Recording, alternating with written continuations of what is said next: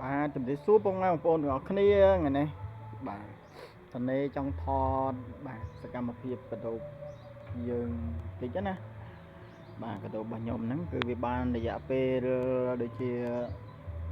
មួយសប្តាហ៍បងប្អូនតាំងពីថ្ងៃញាស់មកណាយើងទៅមើលទាំងអស់គ្នាល្អអត់សាថ្ងៃនេះអត់បើកថ្ងៃបងប្អូនបាទមេអលឹមហើយខាងបងប្អូនមេអលឹមអត់បើនៅខ្ញុំនេះអលឹមតាំងពីម៉ោង2ជាងបាទហើយនេះខ្ញុំថារៀបចំថាដាក់អំពូលកម្ដៅដើម្បីឲ្យវាមានពលឺមានកម្ដៅខ្លះប៉ុន្តែដាក់ទៅអំពូលខូចទៀតបងប្អូនបាទ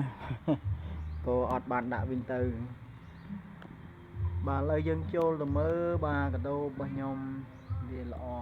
តែឬក៏អត់អញ្ចឹងណា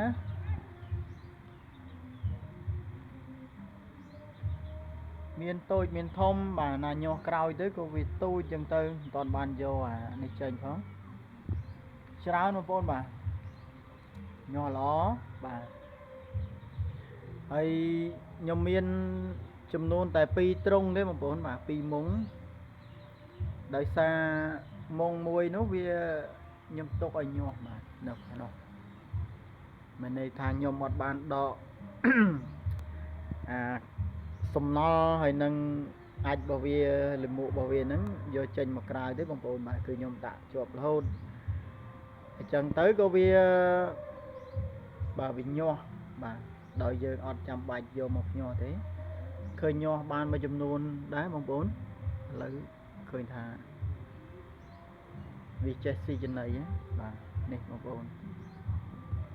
ច្រើនបងប្អូនបាទមុំនេះច្រើនហើយទំហំមុងរបស់ខ្ញុំនេះខ្ញុំធ្វើ2ម៉ែត្របាទកម្ពស់1ម៉ែត្របដោយ2ម៉ែត្របាទស្ទឹង1ម៉ែត្រ1ម៉ែត្រជាងផងនេះបងប្អូនល្អនេះ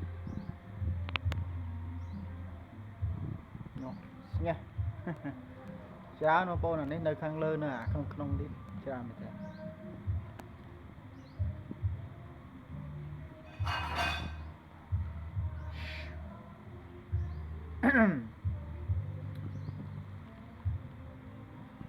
នៅក្រោមស្មៅហ្នឹងក៏មានច្រើនណាបងប្អូនបាទហើយស្មៅខ្ញុំដាក់ជាប់ម្ដងថ្ងៃនៅតូចទេខ្ញុំដាក់តែមួយថ្ងៃម្ដងដោយសារយើងដាក់តែមកកងតូចល្មមទៅក៏វាស៊ីបាទវាស៊ីជួនណានបានមួយថ្ងៃហើយមកយកទៀតបងប្អូនវីដេអូនេះអត់មានអីទេបងប្អូនគ្រាន់តែចង់ចែករំលែកបាទចង់ថតពីសកម្មភាពបដូរបាទស៊ីចំណីហើយនឹងការរស់រៀនបាទចង់បញ្ជាក់បងប្អូនថាកដោបដែលខ្ញុំបានញាស់វគ្គមុនណាបាទគឺវាល្អបែបហ្នឹងហើយមានបងប្អូនខ្លះគាត់បានឆាតមកសួរហើយគាត់ចង់បានពងកដោបអញ្ចឹងវគ្គនេះប្រហែលជាមានបងប្អូនបាទវគ្គនេះមានបងប្អូនដែលចង់បានពងពូជអីបងប្អូនអាចតំណតំណងមកបានតាមខ្ញុំដាក់លេខទូរស័ព្ទនៅ caption ណាបាទហើយបងប្អូននៅតាមខេត្តខ្ញុំអាចផ្ញើទៅបានបងប្អូនបាទផ្ញើតាមឡានកាលខ្ញុំទិញគេផ្ញើតាមវិរៈបុណ្យធម្មហើយនឹងយើងអាចផ្ញើតាមហ្នឹងក៏បានដែរខ្ញុំនឹងរៀបចំឲ្យបងប្អូនហើយបើសិនជាយកទៅញាស់មិនញាស់មិនគឺ